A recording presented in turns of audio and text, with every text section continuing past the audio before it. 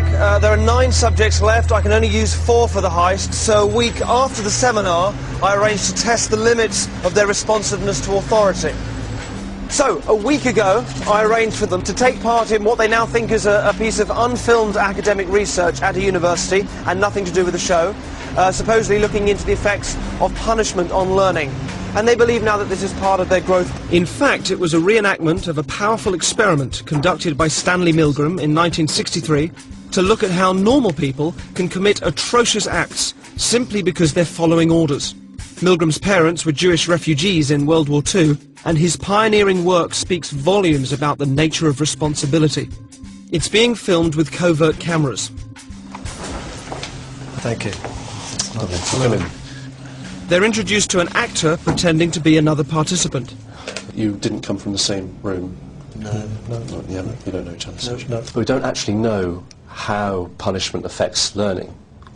After a brief introduction, our subjects are tricked into thinking they've chosen their role as teachers in the experiment. And if you could just tell me what your positions are? Learner. Learner and teacher. Learner. Teacher.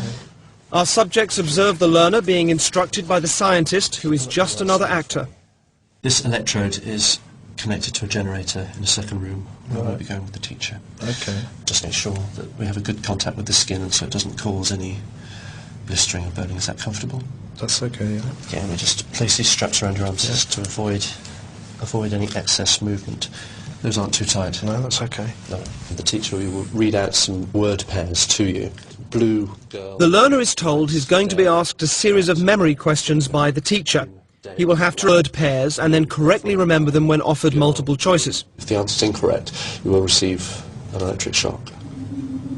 The teacher is then taken next door and shown the generator, which ranges from 15 volts all the way up to a lethal 450 volts. The domestic electricity supply in the UK is, of course, 240 volts. Our teachers are given the list of questions and told to increase the voltage each time the learner gets a question wrong. They are then given an example of a low voltage shock. And try and estimate in volts the amount of shock you feel you're getting. Okay.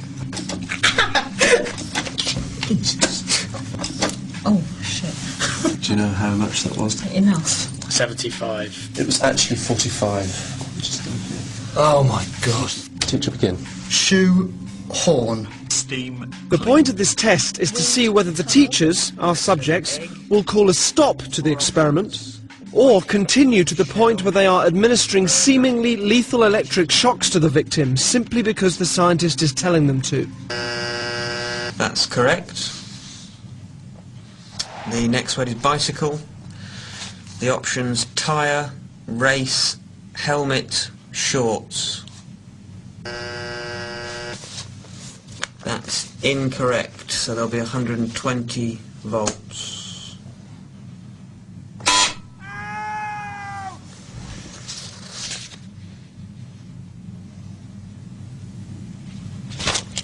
I don't think I want to do this anymore. If you could continue, please, teacher. There is... No, I don't think I'm going to do anymore. The experiment requires you to continue. Yeah, even so, I don't think I'm going to do anymore. Correct.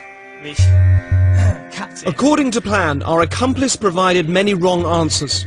Each protest was coordinated to a particular shock voltage on the generator, and his responses were played via a CD. That's wrong. 150 volts.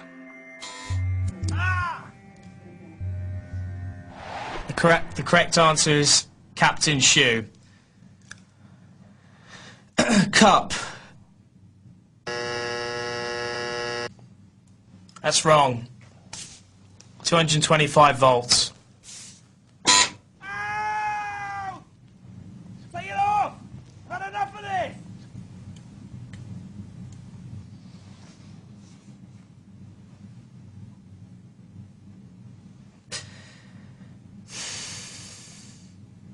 He's in a lot of pain, Continue, please.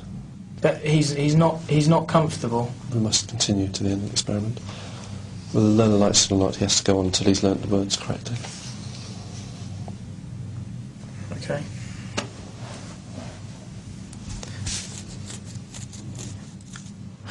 Forest.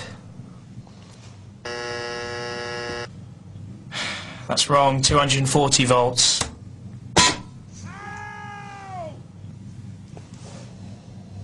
Are you sure this is not causing any lasting damage? He sounds like he's in a lot of pain. Well, the shocks might be painful, they're not harmful. What does that mean, though? They're not harmful. Sorry, I'm not getting you. When you say that they might be painful but not harmful, They cause no long-term damage. because so what does that mean? That it doesn't leave any scars? It causes no damage. That seems very cold and calculated to me. This doesn't seem like a very...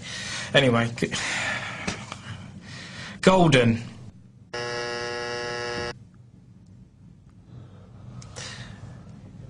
That's wrong, mate. 300 volts. Ow! That's enough! I refuse to answer anymore! Just let me out! Staple. The options are diet, jar, balcony, and bowl.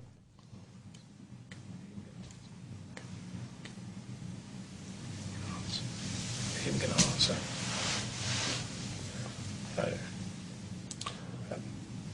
If the learner doesn't answer in a reasonable time, say 4 to 5 seconds, then you have to treat the answer as wrong and follow that procedure.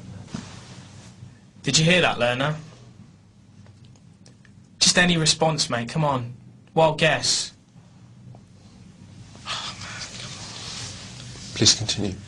345 volts. If you're still with me, I'm sorry. I can't do this, honestly. Can we stop this experiment? Because I can't do this. If you don't continue, we'll have to discontinue the experiment. Yeah, okay, fine. That's fine. I'm not going to do this. Incorrect. 405 volts.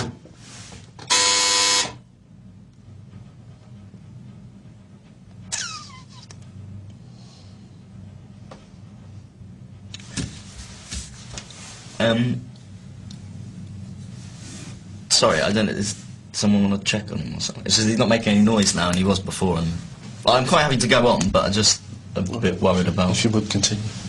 Yeah, I'm just a bit worried because he was like he was like complaining before about the. But no harm will come to him. But he's not making any noise now. It's essential that we continue with the experiment.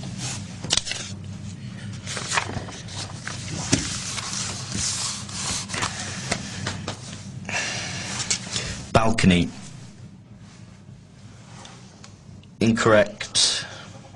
450 volts.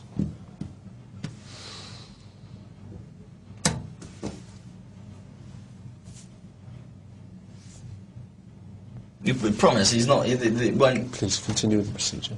You say it hurts, but it's because it's like it says they're dangerous in a shot. You'll be all right. Yeah. Please continue.